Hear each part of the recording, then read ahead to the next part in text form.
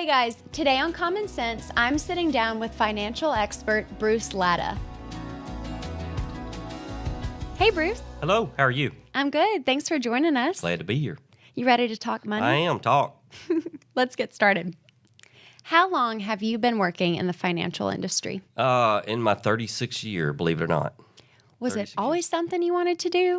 It is. My father was a banker for 42 years, worked for the same bank 42 years. So came back from World War II and got in the banking business and never left. Wow. So I've kind of known my whole life what I wanted to do, which is a great advantage and saved a lot of money in college. So I always knew I wanted to be a banker. Was it more that you saw his work handed down, or do you just have a passion for numbers, or where did it come from? I do not have a passion for numbers. I do have a passion for people and helping people. And I can remember him, he got up 7 days a week, put on a suit, worked on his off day. And I used to tag along with him, and he would go out and see farmers or customers on his off day. They were closed on Thursday. And he just loved his job, and I saw that. So I just kind of knew what I always wanted to do. That's great. How did the 36 years being in the field bring you to hometown, or has it always been at hometown? No, it's been a long journey. I got out of the University of Alabama in 83, worked in Birmingham from 83 to 89, and then got an opportunity to move back to Blount County in 91, and had children then, and knew I wanted to raise my children in Blount County. So that was a big decision to come back home. And so I've been in Blount County back since 91. So worked for corporate America 23 years, been my hometown 14, and love it. The way we do business, the people in Blount County you can't beat. It's just a great place to do business. We've heard time and time again how much of a difference the people here make for the financial bankers or just anyone in the industry here, and it really speaks to that. Makes your job easy. People here are genuine, they're loyal, and truthful for the most part, and it just makes doing what we do easy, and the relationships that we build over time with not only our customers but their children, and it's just a great place to do business. Well, speaking of doing business for hometown and with hometown, what is your day-to-day here? What is your typical day like? It's different day to day. Typically, what I do, I go out and see our customers. We call it storefronts, but that could mean churches, municipalities, retail businesses. I go out, see our customers, see if they have any needs, make sure if they're being taken care of. And then usually I take an employee with me every day. So I do have a different teammate with me every day. So it's very rewarding to be able to do that. I've been doing that for the last 4 years of the 14 years here, and it's just I don't know any other bank doing what we do. So I enjoy it, enjoy the people, and building new relationships. That's great. What area then of the financial world in general would you consider yourself to be an expert in? Well, I don't consider myself to be an expert in anything. I consider myself to be a generalist, and that is because of how I came up through the banking profession. Been doing it 36 years. Back then, you didn't have anyone helping you with a loan decision. In the type lending I always done, I've done agricultural, asset-based lending, car loans, truck loans, tractors, cows, emus, you name it, I've done it. And you just learned. You had to do your own research about the industry or the type loan you were doing, and I had to work to learn about that industry, and then before I actually loaned money in that industry.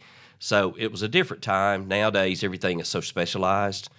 So I consider myself a generalist. Whatever walks through the door, you have to learn about it and deal with it. And, that to me, that was enjoyable coming through that time at banking. Now it's more specialized and a lot more technology, a lot more data to access at your fingertips. So I'm not saying it's better now or that it was then or then and now. It's just how I was trained. And probably because of that diverse spectrum of loan experience, each one is a case study. Each one is a learning opportunity. Oh, yeah. It's, I grew up in Blount County. I never knew as much about chickens as I do now. I had to. because the poultry industry is a big part of Blount County, and farming is still a big part of Blount County. So, I had to get immersed in that and learn how to people grow chickens, and then before I could lend against that type of industry. So it's very enjoyable. Every day's a different day. That's interesting.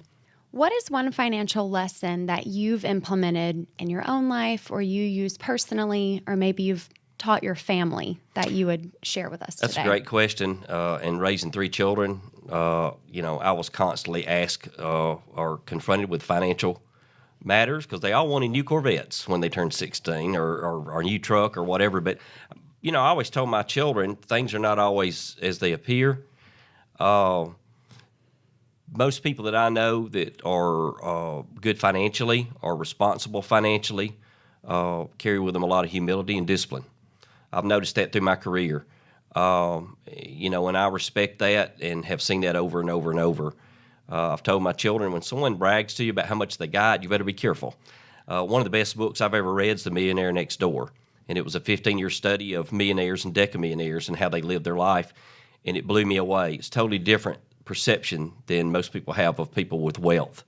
Most of those lived a very disciplined lifestyle. Didn't take a lot for them to enjoy life, and most of them were very giving type people. And they invested mostly in their children's education. And that hit me hard because that's what we want to do is help our children leave a legacy, not only with their children, but with our customers too, and teach them those tried and true methods of financial responsibility. So when one of your kids comes to you and says, I know what I want for my birthday, and it's a new Corvette, do you say, get a job and save up? Do you say, let's work out a plan? What is your initial reaction if that were to become a reality? I actually had that happen, and I went to Walmart and I bought them a Corvette. So I gave it to them, and, they were happy with that. So that was my answer to that dilemma. Got it. Great parenting. Well, you already touched on a favorite resource. We were going to ask you about a favorite book or website. Do you have any other financial books that have spoken to you like that? Well, there again, I mentioned The Millionaire Next Door. That was a great read. The book's been around a while, but it's still very tried and true as far as how they live their life and how we should all live our life. I love Dave Ramsey books. Big fan. A lot of his methodologies are really geared toward consumers and families, not so much toward commercial or businesses, how they operate. And then, I always go back to the Bible. If you want financial advice, it's all there for you. So, and I try to tell people, and I've tried to tell my children, do not let debt rule your life.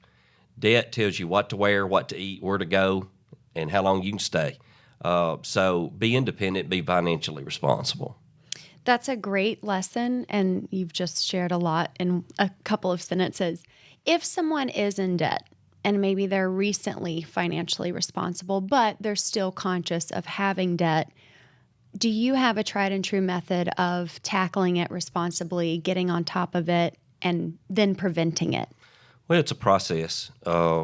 Just like anything else that we do in life, whether it's getting healthy or eating better, financial health is a process. And I tell people, you have to plan.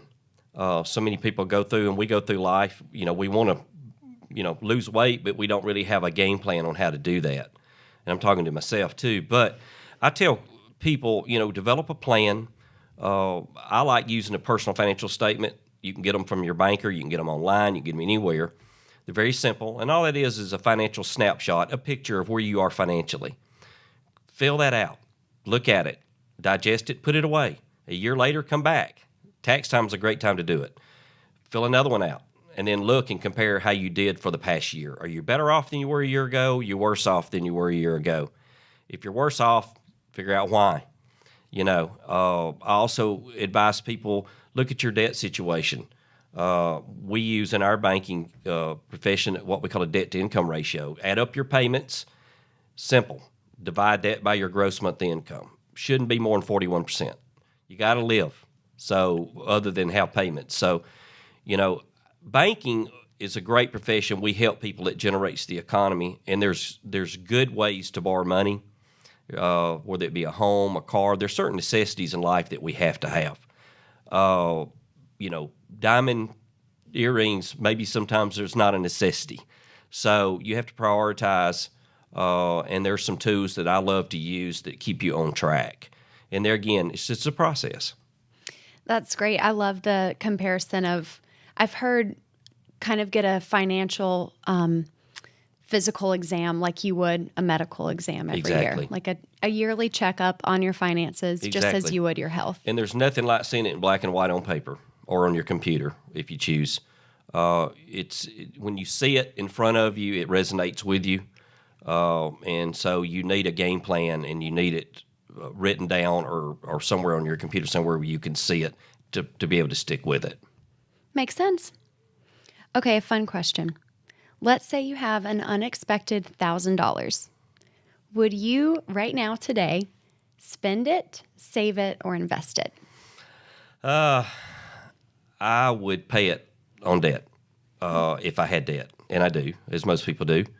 If you take $1,000 and you run to the mall or wherever and run out here and it's burning a hole in your pocket and spend it, I promise you, a year from now, you won't even know what you bought with it. I challenge anybody, just think about a lot of your debt, what did you get with it? I'm not talking about a car loan or a house loan, but your Capital One card or whatever. What'd you buy with that? People don't know. They don't have any idea what they did with it. So my philosophy, or what I would do, I would pay it on something, get it out of your pocket, and don't make a bad decision with it. What is one piece of parting advice that you live by and that you think our listeners and viewers could benefit from hearing? Well, have a savings plan of some shape, form, or fashion when you get paid, whether it be just a basic savings account, a mutual fund. Put aside some money. Don't spend all of your money. There again, I go back to Dave Ramsey. He says set up an account for things are going to happen in life. Your radiator's going to blow a leak. Transmission's going to go out. Your child's going to need a spirit pack at school. I can go on and on and on. Been there, done that after raising 3 children. But, set aside some money, not a credit card aside for money, but money aside for those things in life that come up, because it's going to happen to all of us. Yeah, it's a great point. Thank you, Bruce, for sharing You're all so of this welcome. with us. And we'll see you guys next time.